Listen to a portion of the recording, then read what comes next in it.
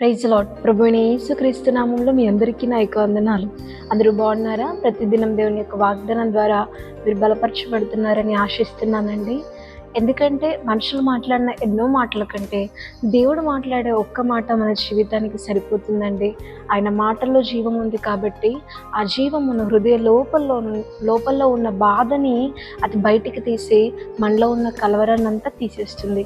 ఇలాంటి అనుభవం ప్రతిదిన వాగ్దానాల ద్వారా మీరు పొందుకుంటున్నారని ఆశిస్తున్నానండి. మరి ఉదయకాల సమయంలో దేవుని యొక్క వాగ్దానాన్ని చదువుకుందాము. యోబు గ్రంథము 5వ అధ్యాయము 21వ వచనము.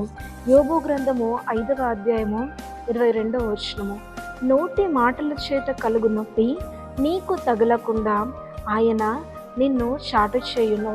ఆమె చాలా చక్కటి వాగ్దానాన్ని దేవుడు మనకు అందించి ఉన్నాడు. దేవుని యొక్క వాగ్దానం మనకు సెలవిస్తుంది ఏంటంటే, దేవుడు మనతో అంటున్నాడు ఏంటంటే, నోటి మాటల చేత కలిగే నొప్పి నీ హృదయానికి తగలకుండా దేవుడు నిన్ను దాచిపెడతాడు, మరుగు చేస్తాడు, చాటు చేస్తాడు అని దేవుని యొక్క వాక్యం అనేది మనకు సెలవిస్తూ ఉందండి. ఒక్క మాటలో చెప్పాలంటే, శరీరానికి ఏదైనా గాయం తగిలితే ఆ గాయము ఎన్ని రోజులైతే ఉంటుందో నొప్పి కూడా అన్ని రోజులే ఉంటుంది, కానీ తక్కువ రోజులు ఉంటుంది ఇంకో కొన్నిసార్లు అయితే. కానీ హృదయానికి తగిలిన గాయం మాత్రము అది పోదండి. అది ఎన్నిసార్లు దానికి ఏ ట్యాబ్లెట్ అయినా, ఏ మెడిసిన్ అయినా, ఏ సిరప్ అయినా యూజ్ చేయలేము మనం, ఎందుకంటే అది పోదు. శరీరానికి తగిలిన గాయం తొందరగా వెళ్ళిపోతుందేమో కానీ హృదయానికి తగిలిన గాయం మాత్రం అది తొందరగా పోదు. అది చాలా అంటే చాలా మనల్ని వేధిస్తుంది, కృంగదీస్తుంది. మన ఆరోగ్య స్థితిని కూడా కొన్నిసార్లు అది దిగజారుస్తుంది. అంత ఘోరమైన స్థితిలోనికి వెళ్తూ ఉంటుందండి. చూడండి, దేవుడు అంటున్నాడు ఏంటంటే, హృదయానికి గాయం ఎప్పుడు తగులుతుంది అని అంటే, మనం చేయని తప్పులైనప్పటికీ కూడా మనుషులు మాట్లాడే కొన్ని భయంకరమైన మాటల్ని వింటూ ఉంటే, హృదయానికి నొప్పి కలిగించే మాటల్ని వింటూ ఉంటే హృదయంలో బాధ అనేది కలుగుతూ ఉంటుందండి. హృదయంలో ఉన్న బాధ అనేది మనిషిని ముందుకు సాగనివ్వకుండా అది ఎంతగానో మనిషిని కృంగదీసి వేధిస్తూ ఉంటుందని ఎన్నోసార్లు మన జీవితంలో దాన్ని మనం చూస్తూ ఉంటాము. దేవుడు అంటున్నాడు, నేను ఆ బాధ నుండి నీకు మరుగు చేస్తానని. ఒక ఉదాహరణ చాలండి మన జీవితానికి. నిజంగా హిజ్కియాను చూస్తున్నట్టయితే రబ్షాకే వచ్చి హిజ్కియా యొక్క రాజ్యంలో ఉన్నవారిని ఎన్నో మాటలు అంటూ ఉంటాడు. ఏమంటాడు అనంటే, నీవు నన్ను జయించడానికి నీ దగ్గర బలము సరిపోదు అని చెప్పేసి ఎన్నో దేవుణ్ణి సహా దూషిస్తూ హిజ్కియా రబ్షాకే ఎన్నో మాటలు మాట్లాడుతూ ఉంటాడు. కానీ హిజ్కియా మాత్రము సైలెంట్గా ఉంటాడు. నోటి మాటలు రబ్షాకే నోట్లో నుండి విడుదలైనప్పుడు హిజ్కియా ఎంతగానో బాధపడతాడు, కానీ ఆ బాధ అంతా దేవుని దగ్గర చెప్పుకుంటాడు. కానీ రబ్షాకే ఎన్ని మాటలైతే మాట్లాడిందో ఆ మాట్లాడిన మాటలు హిజ్కియా ఎంత మాత్రము మనసులో పెట్టుకోకుండా ఎప్పుడైతే దేవునికి మొరపెట్టాడో దేవుడు రబ్షాకేని చూసుకున్నాడు.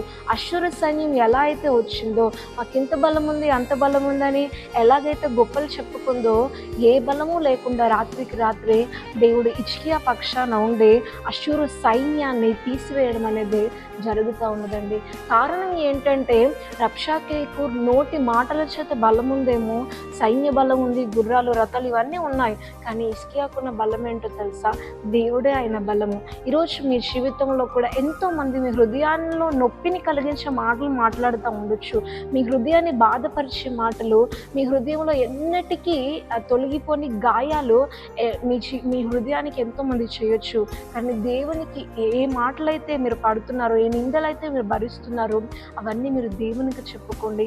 ఖచ్చితంగా ఆ నొప్పి అనేది మీకు తగలకుండా ఆ నొప్పి నుండి దేవుడు మిమ్మల్ని చాటు చేస్తానని ఈరోజు వాగ్దానం చేస్తున్నాడండి. దేవుడు ప్రతి ఒక్కరిని ధైర్యపరిచే నోటి మాటల చేత మనిషి ముందుకెళ్లకుండా ఆ దేవుడు ఎంత మాత్రము అతన్ని ఆపివేయడు, కానీ దేవుడు ఆ నొప్పి నుండి మరుగు చేసేసి ప్రతి మనిషికి ధైర్యాన్ని ఇచ్చి ఆయన ముందుకు నడిపిస్తాడు. అలా ప్రతి ఒక్కరిని దేవుడు నడిపించుగాక. ఆమె ప్రార్థన చేసుకుందాం. పరలోకమందున్న మా తండ్రి నీకు వందనాలు. చాలా చక్కటి వాగ్దానాన్ని మాకు అందించాం. నోటి మాటలు ఎంతో మంది నోట్లో నుండి మేము వింటూ ఉన్నాము. ఎంతోమంది మా హృదయాలని, మా గుండెలని తండ్రి గాయపరిచే మాటలు మాట్లాడుతూ ఉన్నప్పుడు ఈరోజు మాకు వాగ్దానం చేసి మమ్మల్ని బలపరిచావయ్యా. వాటి వలన కలుగు నొప్పి నీకు తగలకుండా నేను నిన్ను దాచిపెడతాను అని ఈరోజు మాకు వాగ్దానం చేసినందుకు నీకు వందనాలు.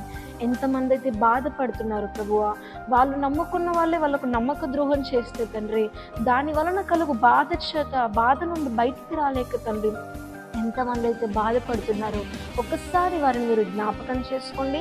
వారి మొరలను కూడా మీరు జ్ఞాపకం చేసుకోండి.